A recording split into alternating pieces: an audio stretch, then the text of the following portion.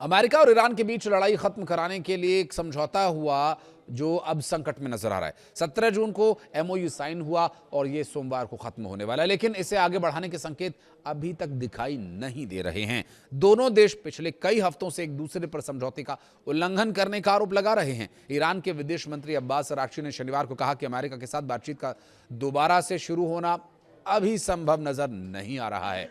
Straight of Hormuz पर पेंच फंसा हुआ है। कतर और पाकिस्तान के मध्यस्थ ईरान के साथ लगातार संदेशों का आदान प्रदान हो रहा है। अब्बास अराक्ची ने बताया कि ईरान ओमान के साथ स्ट्रेट ऑफ होर्मुज में नए जहाज मार्गों को लेकर अलग समझौते पर काम कर रहा है। हालांकि उन्होंने साफ किया कि ये तभी संभव होगा जब कोई राजनीतिक समाधान निकल सके। उधर अमेरिकी प्रेसिडेंट डोनाल्ड ट्रंप ने शुक्रवार को न्यूयॉर्क में समर्थकों से कहा कि अमेरिका जल्द ही इस बेहद महत्वपूर्ण जलमार्ग पर अपना दावा करेगा। ऐसे में स्ट्रेट ऑफ होर्मुज को लेकर दोनों देशों के बीच तनाव कम होने के बजाय और बढ़ता ही जा रहा है।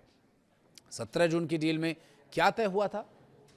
ट्रंप और ईरान के राष्ट्रपति मसूद पेजेश्कियान ने 17 जून को समझौता किया था और 3 महीने से ज्यादा समय से चल रही जंग रोकने के लिए समझौता किया गया था। इसके तहत दोनों पक्षों ने सैन्य कार्रवाई को तत्काल और स्थायी रूप से खत्म करने की बात भी कही थी।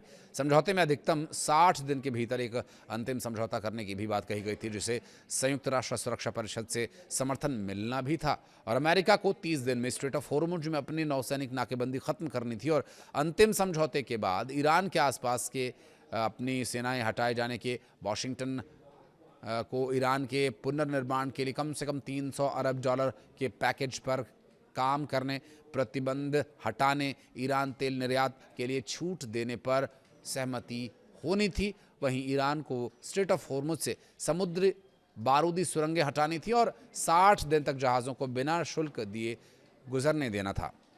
ईरान ने परमाणु हथियार हासिल नहीं करने और परमाणु संवर्धन जैसे मुद्दों पर बातचीत करने की बात भी कही थी। ईरान के पूर्व राष्ट्रपति ने भी इसकी चेतावनी दी। इस बीच ईरान के पूर्व राष्ट्रपति मोहम्मद खत्तामी ने लंबे समय तक युद्ध चलने के खिलाफ चेतावनी दी। उन्होंने अमेरिका और इजरायल पर भरोसा नहीं होने की बात कही, लेकिन साथ ही तनाव से निपटने के लिए संतुलित कूटनीति की जरूरत भी बताई। खत्तामी ने कहा कि ईरान विदेशी दबाव और हमले के बावजूद कायम रहेगा, लेकिन देश को अपनी अंदरूनी समस्याओं पर भी ध्यान देना होगा। उन्होंने कहा कि आम लोग लगातार युद्ध के साथ नहीं जा सकते और नहीं जी सकते। ऐसी स्थिति में रोजमर्रा की जिंदगी चलाना काफी मुश्किल हो जाता है। अमेरिका, इजरायल और ईरान के बीच मौजूदा संघर्ष 28 फरवरी को शुरू हुआ था। अप्रैल में युद्ध विराम हुआ, लेकिन जून में शांति वार्ता का ढांचा बनने के बाद भी बातचीत आगे नहीं बढ़ सकी। 17 अगस्त को 60 दिन की अमेरिका ईरान समझौते का ज्ञापन समय सीमा के साथ खत्म हो रहा है और इस बीच IRGC के राजनीतिक उप प्रमुख ब्रिगेडियर जनरल यादुल्लाह जावानी ने कहा कि ईरान की सैन्य रणनीति रक्षात्मक रूप से आक्रामक रूप से अब बदल सकती है। सरकारी प्रयास IRIB के मुताबिक जावानी ने कहा कि ईरान की भविष्य की कार्रवाई आक्रामक दिख सकती है, हो सकती है और अमेरिका और इजरायल के रणनीतिक सरप्राइजेस के लिए उन्हें तैयार रहना होगा।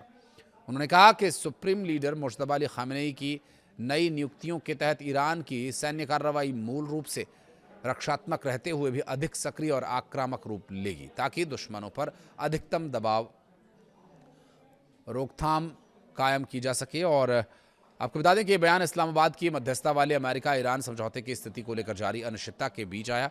ईरान के सुप्रीम नेशनल सिक्योरिटी काउंसिल यानी SNSC के सचिव मोहसेन रजाई ने सुप्रीम लीडर मुश्तबा खामेनेई के हालिया सैन्य नियुक्तियों की तारीफ की है और रजाई ने कहा कि सेना और इस्लामिक रेवोल्यूशनरी गार्ड कॉर्प्स यानी IRGC में 6 वरिष्ठ कमांडर्स की नियुक्तियां साझेदारी भरी हैं।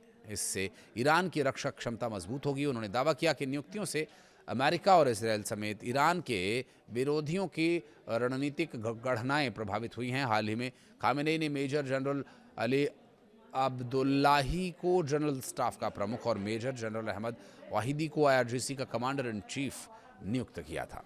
कुछ कहना चाहे तो कमेंट सेक्शन में बताइएगा। वीडियो को आज तक देखने के लिए बहुत धन्यवाद।